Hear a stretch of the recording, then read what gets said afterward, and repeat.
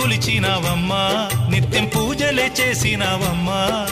గూడు చెదిరిపాయ గుండెల విసిపాయ గూడు చెదిరిపాయ గుండెల విసిపాయ కొలిచిన రామయ్య కొండ దిగిరాడాయే